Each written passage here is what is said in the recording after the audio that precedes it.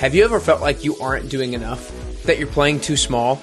Have you ever looked at somebody who's making a ton of money and think, how is making that much money even possible?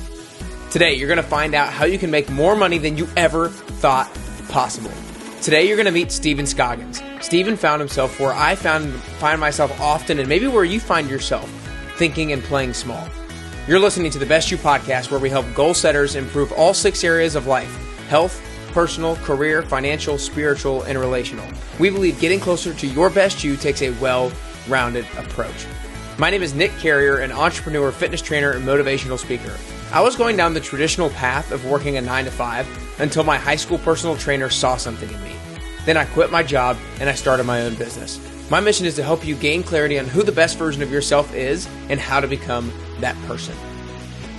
Today, you're going to hear from Stephen Scoggins. Stephen went from homeless to becoming an 8-figure entrepreneur, and we're going to find out how. He spent 20 years working really hard day after day, but wasn't seeing the results until he had a breakthrough. We'll find out how Stephen made a complete attitude adjustment, built businesses bigger than he ever imagined, and how he bounced back from the time that his business partners stole over $1 million from him. For now, it's time. It's time to think bigger and play bigger with the one and only Stephen Scoggins.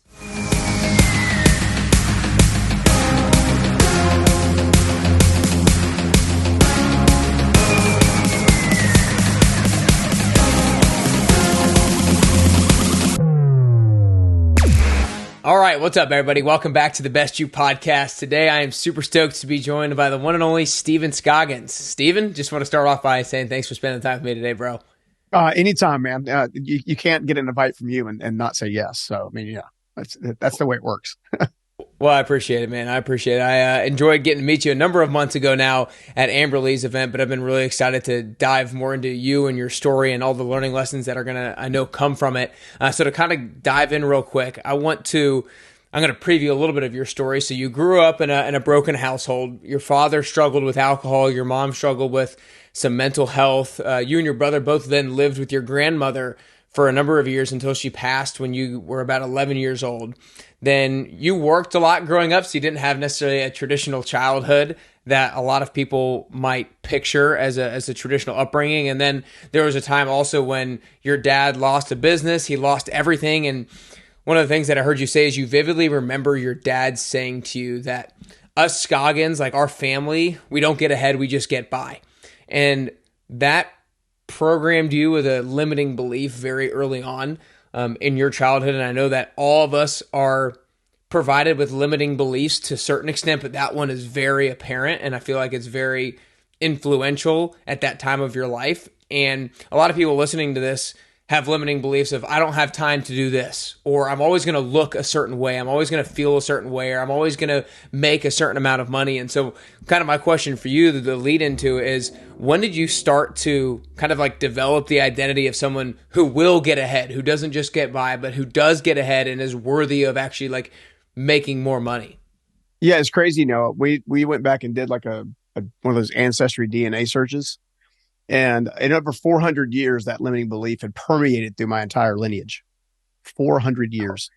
And I remember this, I was probably 13 or 14 years old. I don't know why I did this, but I went out to a park in the local trailer park we were in, looked up under the stars, and said, God, if you're real, let me be the one to break the family curse. And I had no idea what I was asking for. But probably a good 3 or 4 years later, I met my dad's employer, who became my very first mentor. And he pulled me to the side one afternoon in his Jeep Grand Cherokee and asked me a question. He said, what is the difference between a rich man and a poor man? And being from somebody with very poverty lack kind of mindset, the simple answer was very simple. It was like, well, duh, it's money. It has to be money. Of course it's money. Rich people have money, poor people don't, kind of thing. And I remember like it was yesterday, he basically snapped at me. He said, absolutely not. I'm like, okay. He said, it's the way they think. Do you want to learn to think like me, or do you want to continue thinking like your father? And that conversation was the first step in a major awakening that it's been a 30-year journey at this stage in the game.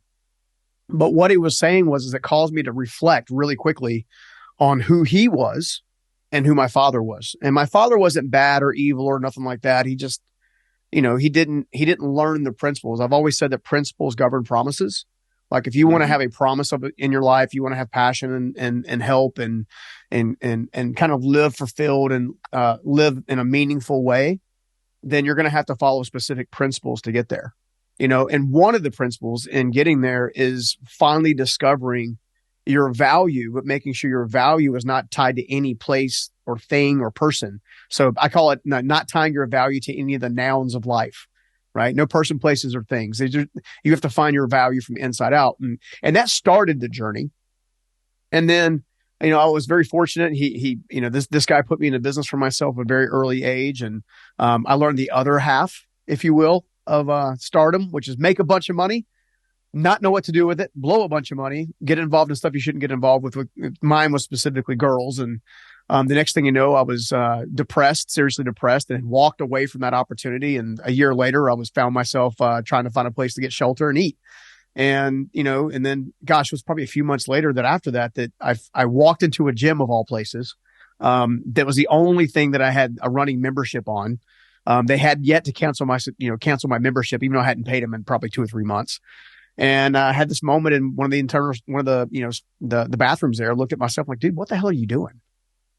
Like you had this amazing mentor over here who's done nothing but pour into you and kind of help. And then, along that way, I found my faith. And at the end of the day, I think your total transformation comes with your ability to be truly transparent with yourself, and not from a place of condemnation or judgment or shame or blame, but like looking at yourself, if you will, like you're watching a movie as the director and not a character in the movie.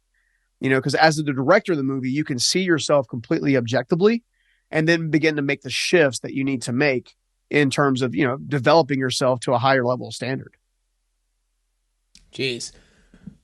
That's awesome. I think that's so good. There's so many different things I want to go back and dissect a little bit. You said principles govern promises. Discovering your value is really important, and discovering that it's not tied to the nouns of life, but it's discovered from the inside out. I want you to see if you can dive a little bit deeper in the sense of like, how does somebody, you said looking at yourself from kind of that third party perspective. If you're in a movie, look at it as the director's point of view rather than the character's point of view. How do we start to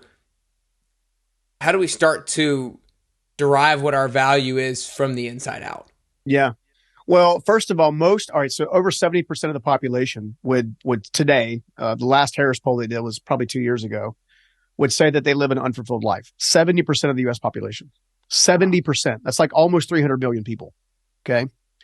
The number one reason that so many people feel unfulfilled is because they're living someone else's life. They're in the job that someone told them they should do. They went to college for something that someone else told them they should do. They're not paying any attention to their natural gifts and strengths and talents. They're not paying any attention to what lights them up on a regular basis. Like when you were here at Amberley's event, dude, you were lit up by making people feel better by fitness and movement and health, and it lights you up. But if I put you behind a desk all day long in an accountant's office, you probably won't be as lit up. Yeah. Instead, you're going to be stuck and frustrated and maybe even isolated, wanting more, but never choosing to take action on gaining more. And the only way you can truly gain more is by gaining awareness of who you are from the inside out. So one of the things that we'll do a lot of times is I'll pull somebody to the side and be like, what do you love to do? I mean, what lights you up? The last time you were lit up and you were excited and happy and passionate, what were you doing? And some people say, well, I was painting. Okay, that's a clue. That's a clue. Okay, cool. Or I was building a spreadsheet. God love you. Okay, great. But okay, that's a clue, right? And you start backing your way into the life that you were meant to live, or the person that you actually are, by actually looking at yourself objectively for your gifts and your talents and your strengths over the first focus, the first level of priority is there, rather than all the crap you've done wrong or got wrong. Okay. Most of us will spend far too much time focused on the stuff that we need to improve upon, that we didn't do right. And we'll just beat ourselves up routinely, which prevents us directly from focusing on this is what we really do well. This is what comes natural. This is what your friends and your family would say, I wish I could do that like you. Mm-hmm. Right? That I wish I could do that like you is an indicator of something that you should be doing, because it comes so natural. You're not even thinking about it.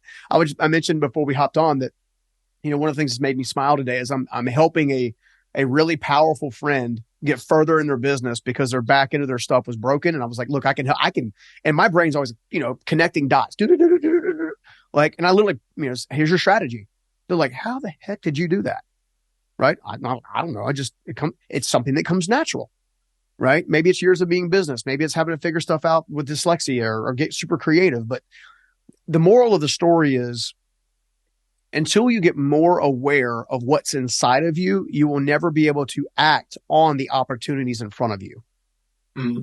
You see what I'm saying? So go inside without judgment, without shame, without condemnation, assess your gifts and your talents, and then say, okay, how can I leverage these gifts and talents and strengths in such a way that compounds in such a way that would provide the ultimate income, or the ultimate meaning, right? I had a great friend on the podcast yesterday. He's a big minimalist, but he's traveling around the world and, and spending a lot of time training people on the healthy and the correct way to meditate. Stuff doesn't mean anything to him, cool. But at least he's aware of it. He knows it. Yeah. You know what I'm saying? So when it comes down to breaking those things down, until you get aware of those things, it's going to be really hard to define how they actually tie into a future promise, which then ties into the principle you should use to obtain the promise. Yeah. I love that. I think to try to go back and summarize the importance of this conversation, you started off answering this question from the standpoint of 70% of people are unfulfilled, and they're unfulfilled because they're not necessarily living the life that they were meant to live. And in order to figure out how to live the life that you were meant to live, you have to have a self-awareness, and you have to gain clarity. I like to use the word clarity a lot, of gain clarity of who are you supposed to become? What are you supposed to do? And then in order to gain clarity, you have to take hints from almost your own emotions to a certain extent. When are you lit up? When are you excited? What comes easy and more natural to you? And also hear from other people when other people are providing you with that feedback as well. And then when you get that feedback and when you feel those emotions, entertain that thing a little bit more and try it a little bit more and ask yourself questions as why does that light me up? Because if painting lights me up, well, maybe that doesn't mean you need to go be a painter, but maybe it's okay, maybe creating something that is beautiful, and that could look like a lot of different things. And so it's try different things, seek out the emotion, and then ask why you're having that emotion. And then I loved until you gain awareness of what's inside of you, you're never going to be able to take advantage of the opportunities in front of you. I think that is so freaking good. So it's if somebody hears that, it's do you think the action is continue to, if you're not doing anything right now that lights you up at all, try to start doing things and experiment with things as to what does light you up? What do you feel the action takeaways are if somebody's I'm not doing things that light me up right now, or very little is super exciting to me right now? How do I take this information and run with it? So step one is, it's a magical process. It's super duper hard for everybody. It's grab a pen and grab a piece of paper and start jotting down the things that you enjoy. Start jotting down the moments that you enjoyed. Start jotting down where you would like to see yourself in 3 to 5 years. We have for some reason, we have given up on the concept to give ourselves the ability to have imagination and dream. Every single monumental thing that ever happened in the world came from someone's mind first. Okay. So if you're not willing to sit, and as soon as we're done with the show, I'm actually going to be sitting for a couple hours and doing what I'm calling, it's kind of inner work. It's the same thing. It's a pad and a pen and asking questions and meditating and praying and okay, well, it's I need to see what shakes out. Right. So if you're unwilling to go inside and be alone with yourself, that is an indicator of itself that there's something inside of you that needs to be worked on. Mm. You see what I'm saying? So I always say a pen and a paper is your best friend. Get your pen and a paper, and then, I call it a replenishment process. A replenishment process is where you go, what you do, and who you're with. Okay. And sometimes where you go might be the mountains. What you do might be a notepad and a pen. Who you're with might be alone, or with somebody that you closely love, or maybe it's the movie. Go to somewhere where it automatically puts your mentality or mental state into a state of reflection, right? we go to, anytime we go into a state of reflection, we also single-handedly go into a state of replenishment. Okay. Reflection is always a precursing indicator into a replenishment cycle. Hmm. That is where clarity comes. That is where, what's the best word to describe it? It's not just clarity. It's also where your next level of commitment comes. It's where your curiosity is born, right? And in order to have a dream, you have to be curious about what is possible. And most of us will put limitations on what we think is possible rather than just letting us dream about what is possible. And then all you do is you write all that stuff out. You just free flow, right? People, places, things, experiences. One of the things I want to do, I want to go to this place. I want this, your bucket list, like blow up a notepad, right? And then grab a highlighter after the fact. Let a day or so go by. Go back into a state of reflection. Grab a highlighter and an ink pen and start connecting the dots, just like you were a kid. La la la la la. Connect the dots. La la la. That's all you're doing. And out of that connecting of the dots, you're going to come up with more clarity, and clarity is going to be the precursor into the next step you take in your evolution. Yeah, I think that's so good. I think that's almost a habit that I feel like I should be more intentional with putting into like my weekly routine, is like spend an hour a week, or, 4 15-minute periods, or however you want to break it up yourself, to take time on pen and paper and ask yourself these sorts of questions. And then to add a couple of things to kind of wrap up, I think, this clarity type conversation is, I know for me, it's one of the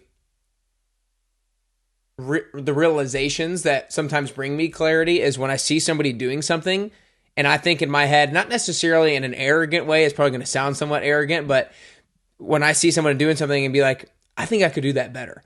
Thinking like, to me, for whatever reason, when I've seen a couple people do certain things and I think I can do that better, that is almost an awareness of like, okay, maybe I should be doing that if I'm not already. And then, like you said, curiosity is really important. Like, ask yourself, where are you curious right now?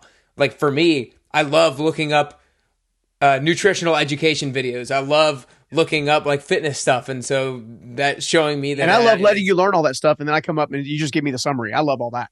Right. There you go. Exactly.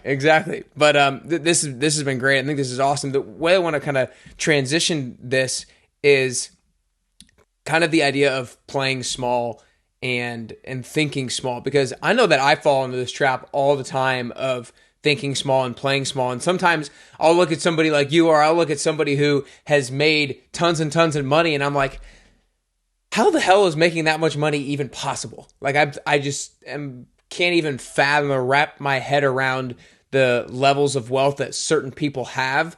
And I know, like, deep down, or maybe I don't know deep down, but I would like to believe that, like, I think I can do that myself, but I just don't even see how it's even possible. So, like, how do I and those listening, if they've had that of like, how does anybody make that much money, or is how does anybody reach that level of success? How does that even possible? How do I break out of that limiting mindset? Well, the first thing you have to do is understand, like, so there's a lot of talk historically about manifestation, right? I'm going to manifest this airplane out of thin air, out of my mind. If I just think about it hard enough, it's going to show up and manifest itself. Or the love of your life, or whatever. There is a scientific proof that imagining yourself have already completing that thing and experiencing the completion of it does in fact tend to bring it into your life. However, true manifestation is really only two things: faith and focus and alignment. That's all manifestation is: what you're focused on and the faith in which you pursue it. Okay. So let's just say that before the construction business became a sizable company, I wasn't focused on making $80 million or $100 million a year. I wasn't focused on that. I was focused on, how do I eat? Where's my shelter? Okay. I got that. I got that done. Okay. Well, how do I make enough money to have a little extra? Okay. Well, I got that done. Okay. Well, how do I make enough money to have a little extra and actually have some fun? Okay. I got that done. Well, how do I make enough money to have a little extra, have some fun, and give back to humanity? Okay. Well, now I'm really, like, you see what I'm saying? It's a stair-step process of continual development on a regular basis. your mind is going to shift, or your expectations of what's achievable will shift as you achieve various levels of quote unquote success. Now, I'll also tell you that even people like myself and other people that have generated a lot of different types of revenue and over the course of a business career, it doesn't necessarily mean we're happy. Yeah. Right. And I say all that to say, because there's a piece of misinformation that one day when I will be if. Yeah. Right. And the reality is there's no such thing. I've had somebody sit down before and I'm like, well, they're like, well, one day when? Well, when is one day?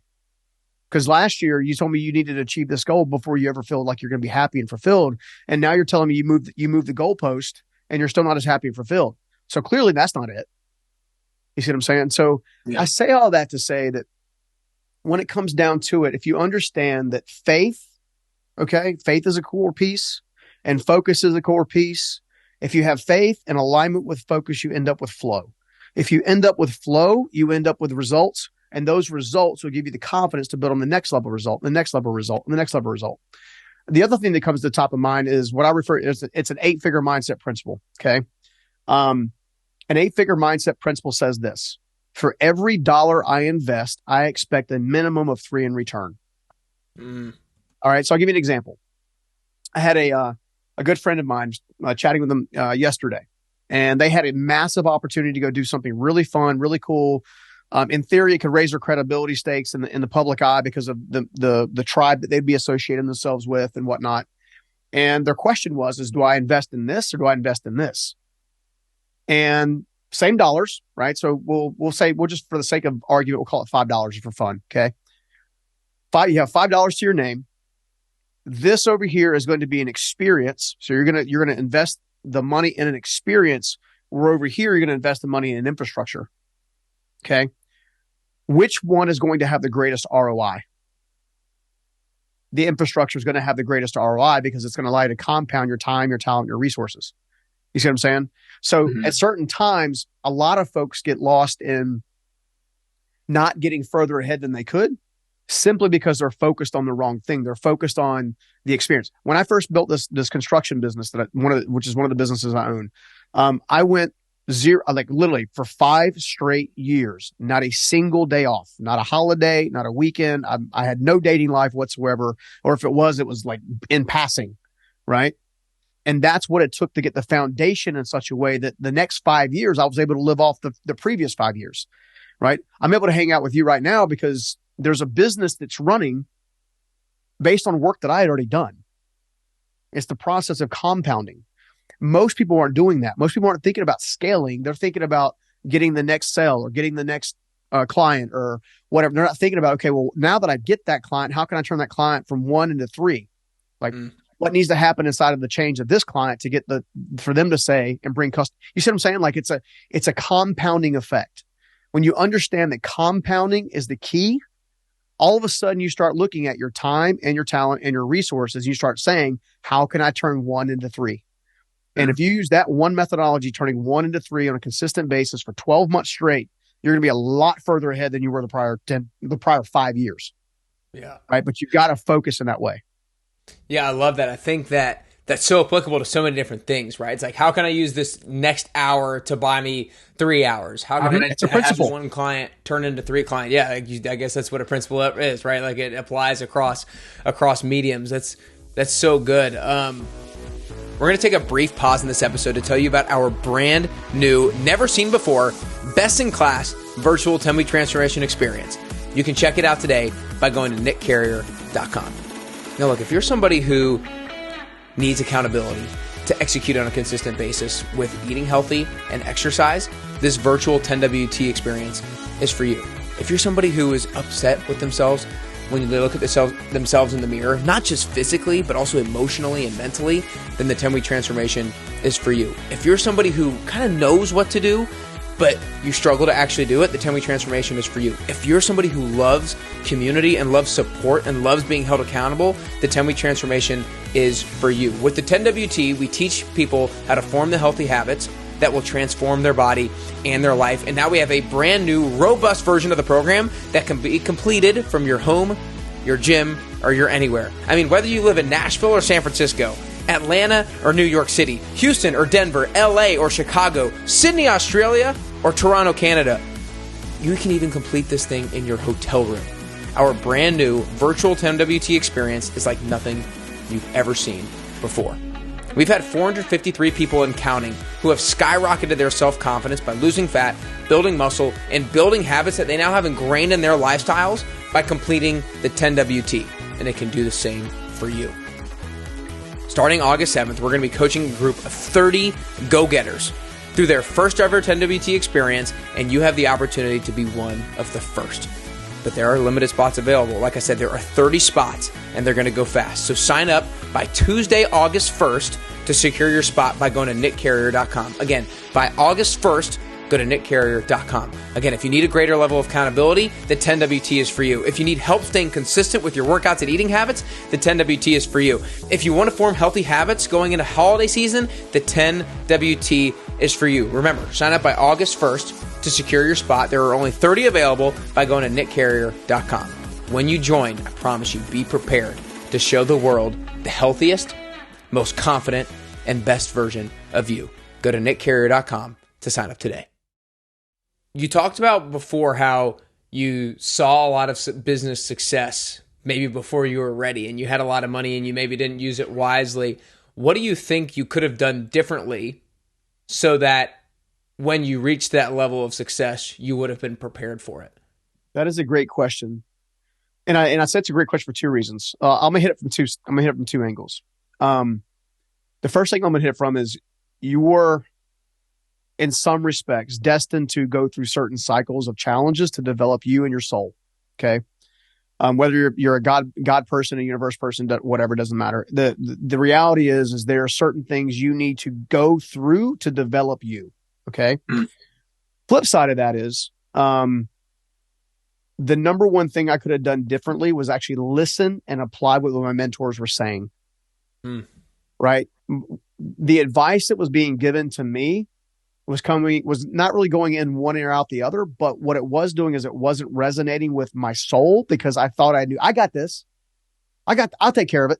It'll work out. I got it. Right. And the reality is that's not the case. That you have mentors for a reason, and the mentors will stop mentoring you if they find out you're not behaving with the mentorship you've been given. Yeah. Well, what were some of those things that they said that you should be doing that you were letting go kind of in one ear out the other, lack of application? Spending less than I make is a big one.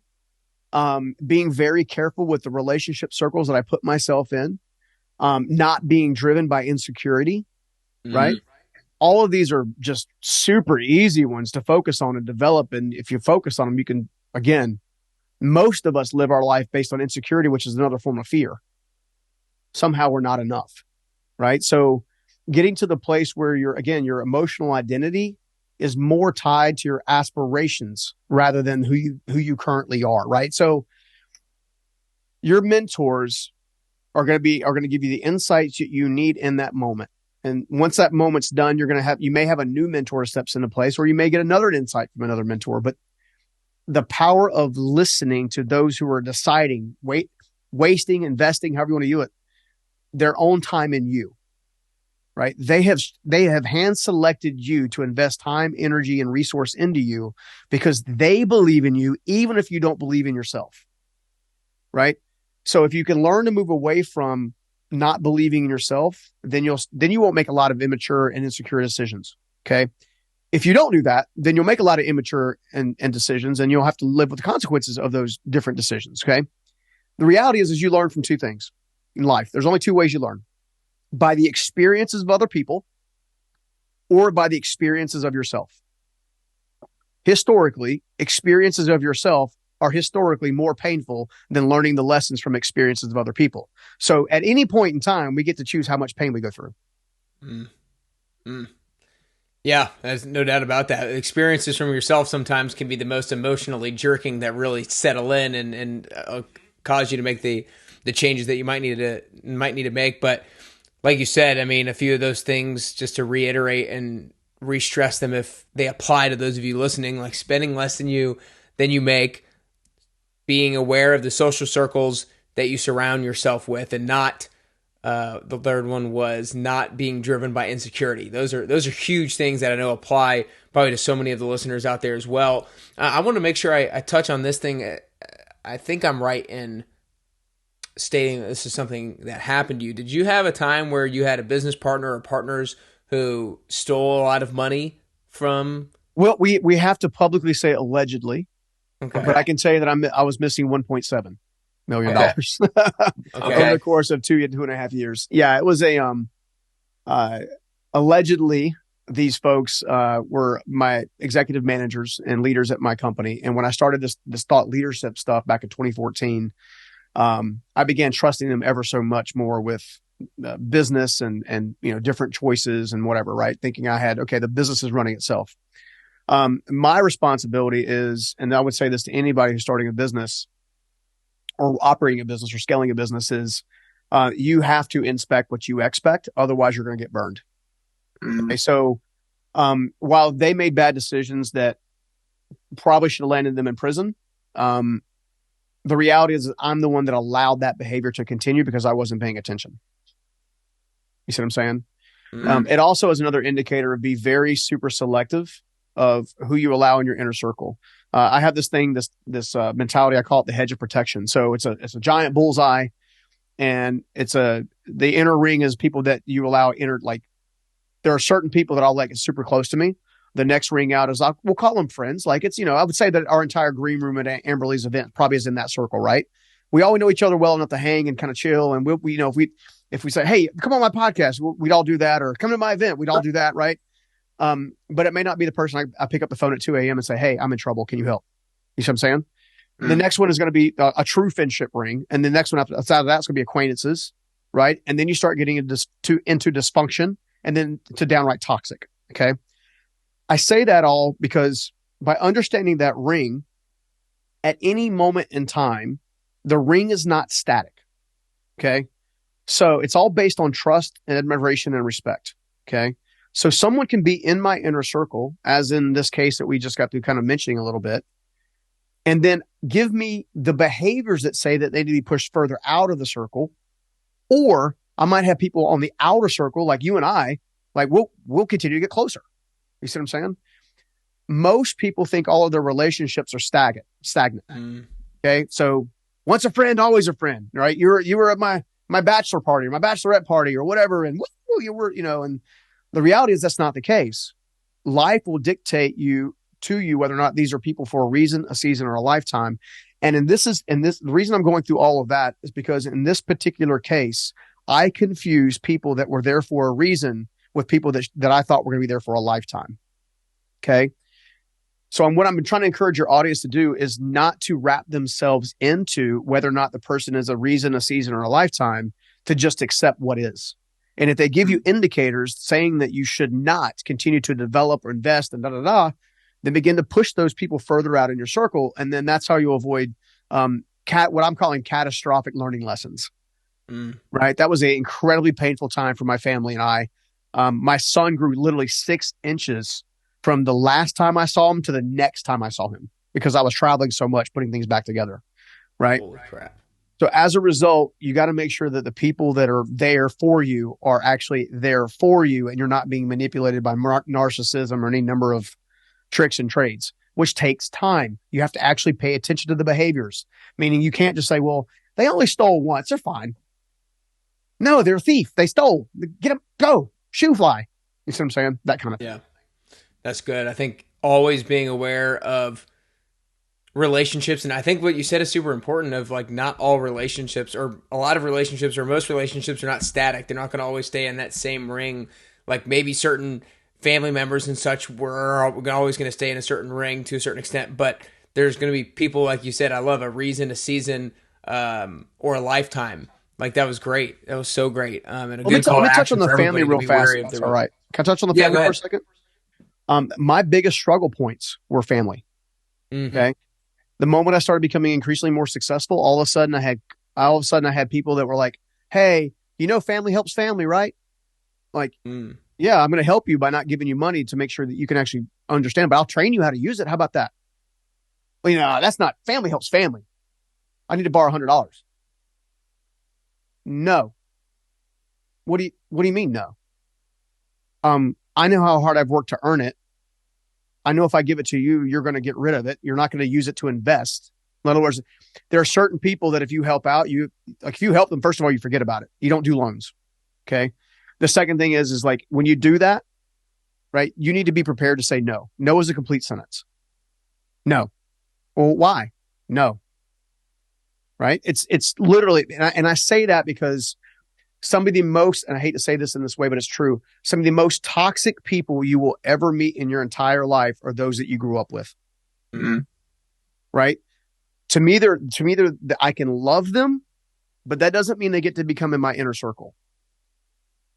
Right. That's Not really because they have the same last name doesn't distinction. matter. Yeah. No, that's a really important distinction. Like you can love somebody, but you can tell them no plenty of times.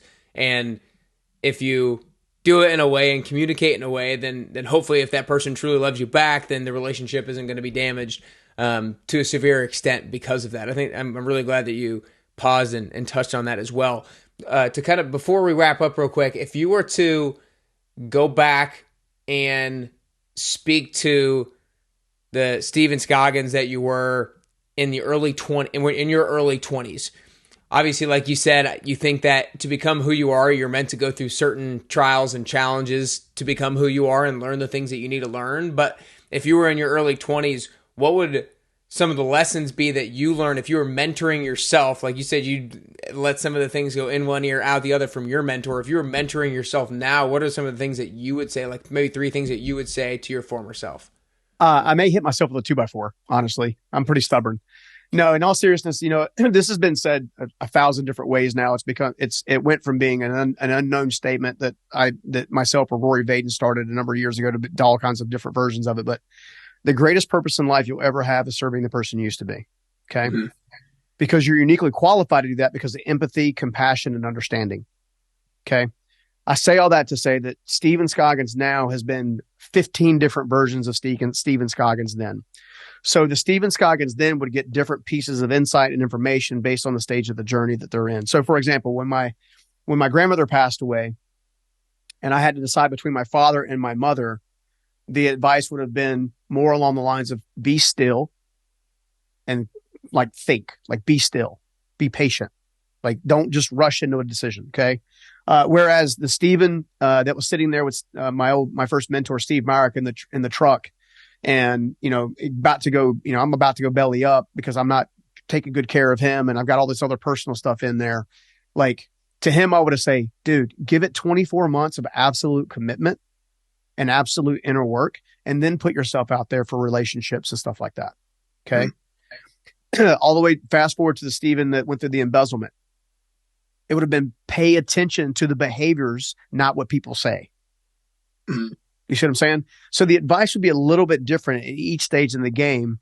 But one of the things that holds true, I think, for all of them is the ultimate life fulfilled is nothing more than creating a legacy that outlives you.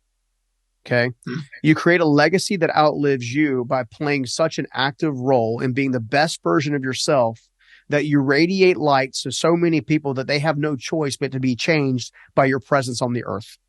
So I'll give you an example. This guy, Steve Myrick, okay, he passed away in 2003, long before any of the businesses had ever been super uber successful or whatever, long before that happened. Okay. I talk about him all the time on shows. I talk about him on stages. I talk about him when I travel to and from different places.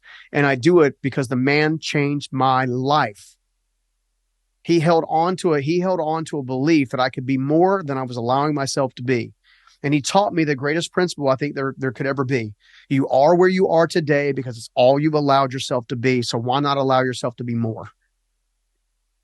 You see what I'm saying? That is the journey. At the end of the day, is you're worth it. You should act like you're worth it. And you should start dreaming you should start dreaming of the life that you would ultimately feel meaning and fulfilled. Yeah. Wow. That's so good. I love how you went back to the different stages and picked out kind of the experiences and the learning moments from the different stages, and then wrapped it up with that Stephen, that quote from Steve Myrick, I think his name, right? make sure I honor him 20 years after his passing. That's awesome that you still speak about him in the way that you do. Well, before I ask the last question here, Stephen, I just want to acknowledge you for all the transformation that you've undergone yourself, from being the person who was homeless to being the person who lived with their grandmother who then passed away at 11, who didn't have the normal upbringing or maybe an ideal upbringing, if you will, but you've let it morph you into the person that you are today, and you've let every single challenge and trial morph you into the person that you are meant to become, and the person that you are today. And I know that you'll continue to do that moving forward in the years to come. Thanks, dude. I appreciate it, man. It's at times been a very difficult journey, but it's always been a very rewarding one.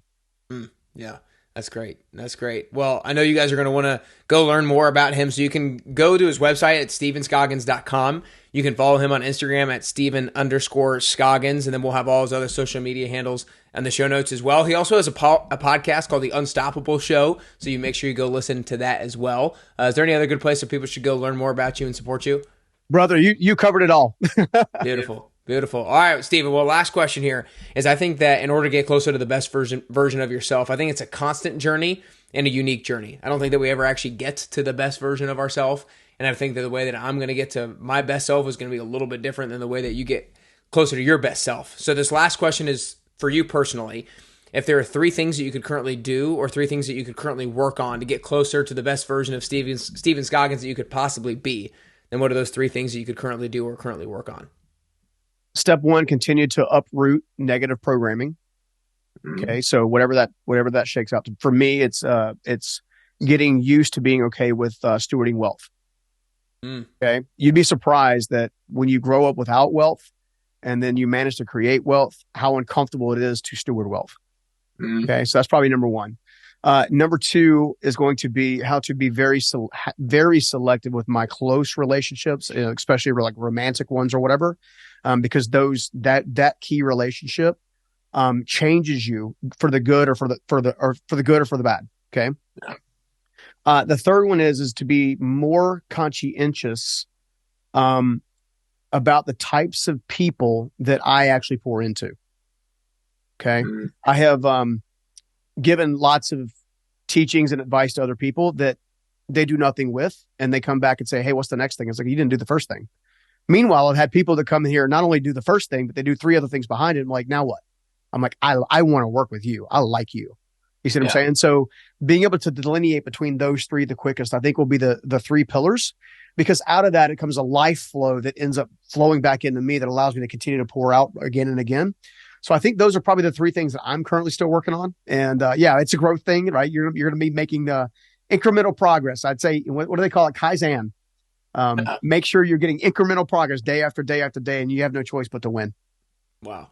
Those are 3 great things. And you can tell that you have very intentionally thought about this stuff in the past, maybe a time or 2. So appreciate you joining today. You guys, you learned a lot about identity transformation and how to, like you said, uproot negative programming. You learned about how to think bigger and how to play bigger, and how that the 8-figure mindset of turn 1 into 3 and have the compounding, and so many great things here. So make sure you go follow Stephen, listen to his podcast, The Unstoppable Show. And I can't wait to watch you guys actually implement this stuff and not just let it go in one ear and out the other. But that's all we got today, Stephen. Appreciate it. Appreciate it, man. Thank you.